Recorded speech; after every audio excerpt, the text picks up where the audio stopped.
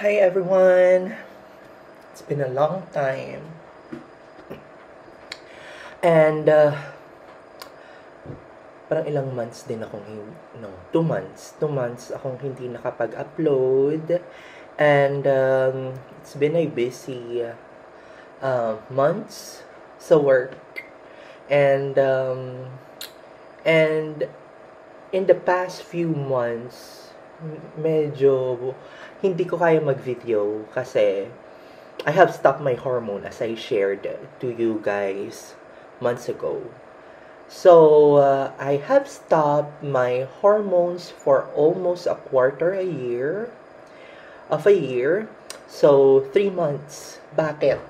Kasi noong May or June, nagkaroon ako ng scare na tumaas yung mga blood works ko, including my CBC, as in my platelet have elevated, my hemoglobin level have been borderline elevated, and kahit hindi naman ako dehydrated, mataas yung hemoglobin ko and hematocrit.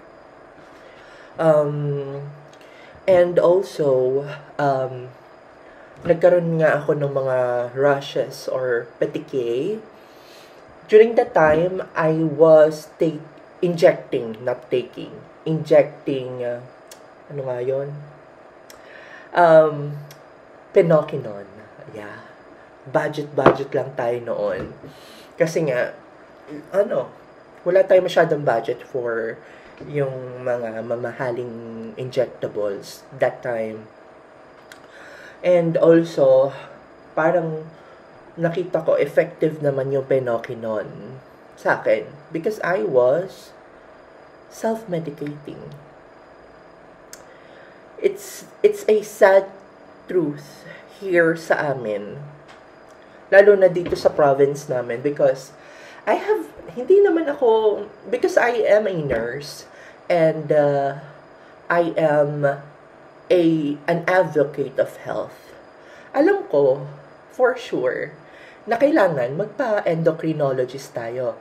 I have tried several times na magpa-consult. But, on the first, pumunta ko sa hospital, wala daw silang endocrinologist for transgender or hormonal replacement therapy. Second, pumunta ako sa isang clinic and then tinanggihan din ako. Hindi ko sasabihin kung sino yung mga doktor na yon. Pero tinanggihan din, they politely tanggi naman. They polite naman sila. Wala naman discrimination and all. Hindi lang nila expertise. Yes, they are endocrinologists, but they are not handling the hormonal replacement therapy for transgender. Yan yung pinakamahalagang part na sinasabi ko when it comes to legislative. Walang batas para sa healthcare ng mga katulad natin. And dahil nga we are just a minority group, mahirap. So, on the third try, I have tried the Now Serving app. Now Serving app sa iPhone, pero meron din yata sa Android, that you can book a doctor. I have saw several physicians or endocrinologists that they cater hormonal replacement therapy for affirming the gender.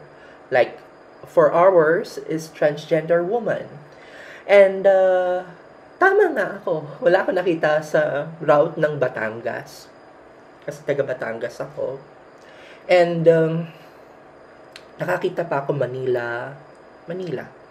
And it's an online consultation. Kaso nga lang, ito matutuloy na sana kasi it was a bit parang ano rin, sa ospital din, mahabang paghihintay and also minsan hindi nadating yung doktor on time. Online na yan. But it's, um, sabi ko, it's okay, basta matuloy lang. Hindi naman urgent yung aking mga concerns. I just want to be guided lang when it comes to my laboratory results. Kung ano yung mga laboratory results na kailangan kong i-fulfill. So, during that times, hindi ako nagtitake ng hormone. Okay? It's been 3 months that I am not taking hormones. And, ang topic natin ngayon, biglang segue. Ang topic natin ngayon, ano yung mga mapapansin mo after 3 months na nag-stop ka ng hormones? This is my own experience. Ito yung mga naranasan ko. And during the time na nag-stop ako ng hormones ko. Okay? For 3 months. Isa-isahin natin. Nagdodry yung lips ko. Isa-isahin natin. And I have decided na bumalik sa hormones kasi hindi ko kinakaya yung mga nakikita kong changes. Hindi talaga. I think it's not a dysphoria na malala. But hindi ko talaga kaya na mag-let go pa ng hormones ko. So, kasi I'm turning 35 and prone na talaga ako na sa mga hypertension because I started late. Another is my lifestyle. I have a work that I'm working for graveyard for almost 4 years now. Hindi ko pwedeng alisin yon kasi yun ang aking bread and butter. And then, yun yung mga reasons ko. So, I need to consult a doctor na. So, what are those changes? Number 1, ito yung pinakauna, okay? During the time na hindi pa ako nag-hormones I am very oily, acne prone. I have an acne prone skin and oily skin. As in super oily. Okay? Ngayon hindi na kasi nag-hormones na ako. So, yun talaga. Not first week. Second week and third week. Or third week, yun ang aking naranasan. Na napansin ko na, ay, bakit kaya pagising ko sa umaga, parang ang puffy-puffy ng nose ko. Tapos, dito sa area sa T-zone ko, and sa cheeks ko, nung una maganda pa siyang oil Parang, sa una parang glass skin. Pero, noong talaga medyo matagal na ako hindi na nag-hormones, talagang, hay nako, nagsisebo na siya. Bumalik talaga. And when you are oily, you're clogging your pores. I never had skincare. Hindi ako nag-skincare. Only SPF, yan lang. And retinol. Yun, skincare niya. Pero I never regularly cleanse my minsan yan natutulugan ko pa yung makeup ko because during that time when kahit tulugan ko yung hormones ko, never ako nagkatagyawat. Sa 3 years, almost 3 years kong 3 years kong pag-hormones, never na ako nakaranas na tagyawatin. And also my pores, yung pores ko nung ako ay nag-hormones, talaga nag-shrink siya. Na paragang ang supple ng skin mo, pambabae talaga. Na hindi acne prone. Pero yung mga acne scars, hindi talaga. Okay? That's non-negotiable. Kapag may acne scars ka, meron na yata. Parang ko siya. Susubukan ko siya. Pero yung pores mo, mamiminimize kapag nag-hormones ka. At yun ang bumalik nung tumigil ako sa hormones. nang enlarge yung pores ko, nag-clog yung pores ko, and I have acne here. Dito. Siguro meron pa mga palatandaan ng there you go. Hindi mahalata. Kasi it's been 2 months na rin yata yun. So, yun. Siyempre, pag oily skin ka, prone ka sa clogging of your pores. So, prone ka na uli. Kung prone ka sa, prone ka sa acne, pwede ka magka-acne, pwede ka magka-breakout. And also, kung dati kasi hormonal acne ako, so dito ako nagkaka-acne. Dito. Then, ang pangalawa, na parang magandang nangyari na rin, is yung libido. After a month or a month and a half, yung libido unti-unti lang bumabalik. Yeah. Unti-unti na siyang pawis na pawis. Unti-unti na siyang bumabalik kasi nakatapat sa akin ilaw. So, yun. In a good way. Pero hindi na ako yung bumalik sa sobra-sobra. Touching. Pero never na akong, siguro ito na rin yung naging mindset ko. I never settle for less.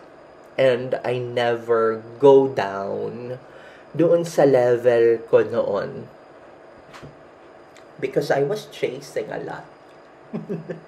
Pero, just to fulfill the need. Pero, tamang yon, bumalik yung libido. And, ito pa yung yung pinaka nagpabalik sa akin sa hormones uli. Second month hanggang third month, na hanggang ngayon, nagbabawi pa ako ng hormones ko. Yung hair fall ko. Nagsimula yan, second month nga. Sobrang dami. Kasi normally, nagshe-shed tayo ng hair, mga 50 to 100 strands per day. Pero ako, napapansin ko, para may cancer. Sobrang dami kong hair fall after I took a bath or I took a shower. Sobrang dami. Ngayon, humahaba naman siya. Kaso nga lang, pansin ko, dito sa part na to, kaya nakaganyan yan, volume pa rin naman. May volume. Kasi may volume naman talaga yung buhok ko. Pero napansin ko talaga, sobrang dami kong mag-hair loss or hair fall. So, yon, ina-actionan ko pa rin yan hanggang ngayon. And, in a way, na-disrupt din yung aking tulog.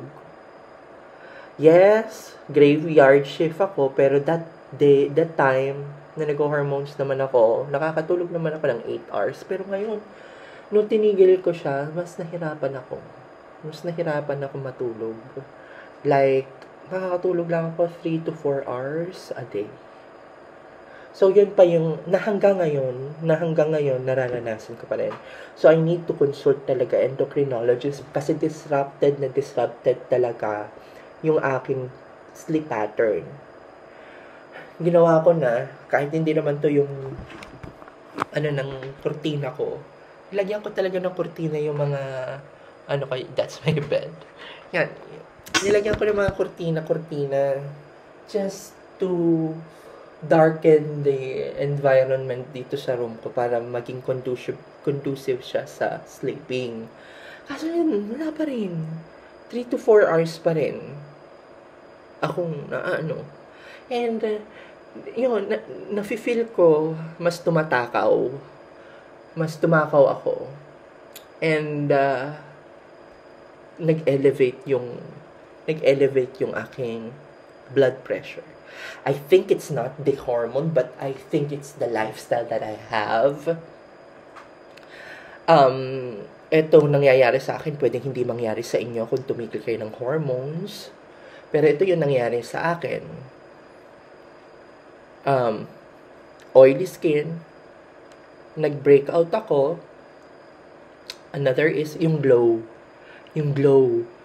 Nawala yung glow. Talaga, pagising ko sa umaga, stuffy. Tapos,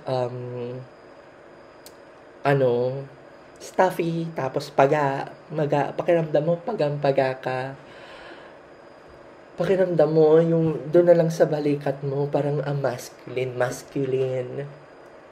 Yung boobs na-invest ko, lumiit. Totoo, lumiit siya. Munti ka na siyang maubos. Totoo. Parang nadadakma ko na siya nung tuloy-tuloy akong parang handful na siya. Pero nung nawala, napansin din ng mga katrabaho ko dati.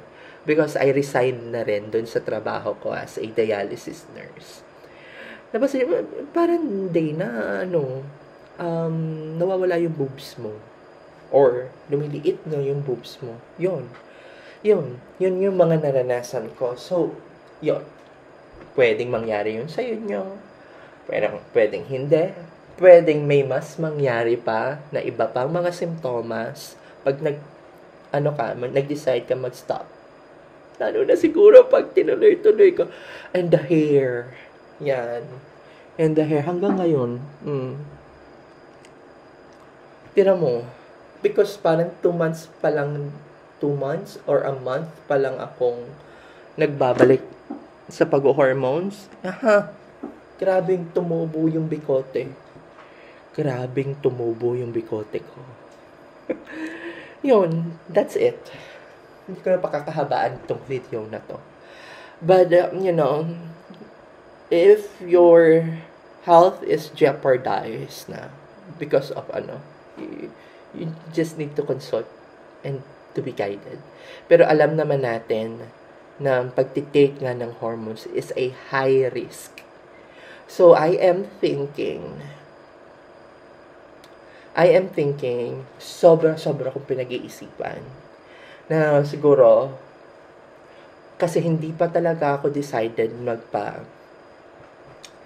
magpa-sex change or magpa-SRS. I have encountered videos na at ayaw ko mag-take ng hormones, lalo na yung mga blockers in a lifetime kasi nga talagang detrimental siya sa mga organs natin, lalo na when it comes to kidneys and liver. So, I was thinking, and I'm still thinking, na baka magpa-orchiectomy ako. That orchiectomy, yung orchiectomy na yan, i-discuss ko sa susunod na video. Thank you!